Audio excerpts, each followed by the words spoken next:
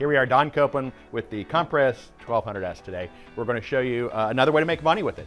And we're going to do some hardcore printing right here. This is Coir. This is a coconut husk type of mat you think of for like a doormat out in front of your house. And I'm not going to lie to you. We're shooting this video because we have a customer who's getting ready to do it. And we figured we might as well turn it into a video. We can show you all as well. We've got the artwork set up, and we may have to print it twice since I haven't printed on these before. We're going to print it, take a look at it, and see if it's rich enough, dark enough into the fibers. And if it's not, we'll just run the same job one more time. All right, just show you real quickly what we've done on the software.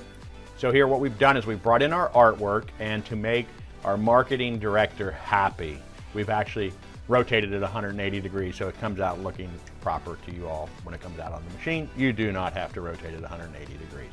However, if Mark ain't happy, nobody's happy. So we're going to go ahead and do that. So what we've done is we brought it in, and remember, this is about getting some ink down. So this is not about a really fine print. Hello, we're printing on a very, very coarse substrate. So I really don't need to print in high resolution. However, I want to print in high resolution because it's going to allow me to put more drops down, and I'm going to put as big a drops as I possibly can to try to saturate this. So what I'm going to do before we print it, I'm going to open this up, and I'm going to set, under my color layer, I'm going to set it to the largest droplet size possible, which would be 1440, we'll go 1440 720 at BSD4. You don't really need to necessarily know what that is, but it just means we're going to put some big honking dots down at a very high frequency of shots at oversized droplets to try to saturate this. We're going to keep it bidirectional because it's all about speed.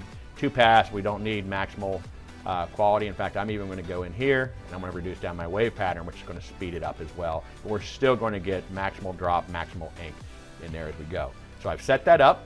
I'm going to go ahead and rip this, get an idea of the cost.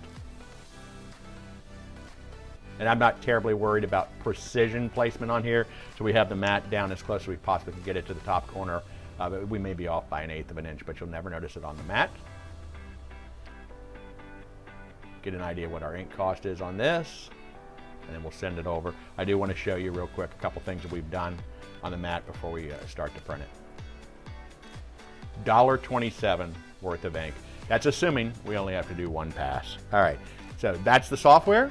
And what we're going to do is, I'm not going to send it yet. I'm going to show you a couple things on the mat, then we'll go ahead and send that over, and we'll load this into the machine. Before we start printing, I want to show you a couple things. Number one, this is how a Coir mat comes in, at least from the company we ordered them from, right? And when I said I only had one, I lied. I only had one ready. All right, as you see, these are taped up to hold them wrapped in a circle. Somebody gets paid to, by the way, to tape these. And so it doesn't look bad. You see what happens is when you lay it out, it's not quite flat.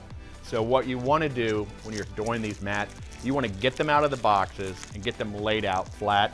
Probably wouldn't be a bad idea to set them someplace where they're getting exposure to sun, because that's going to soften up the rubber on the bottom, allow them to roll out flat. And then when you put them down, you want to make sure you pat them down good to make sure that you're getting them as flat as possible. Again, we're not printing really fine detail here, so for a little bit of head gap off, it doesn't really matter. We're not going to see much of a blur. So those are the important things to do. Most importantly, get these laid out, flat, rolled. You may even want to stack them on top of each other so that there's some weight down on them as well. We're going to go ahead and load this up. We're going to send it on over.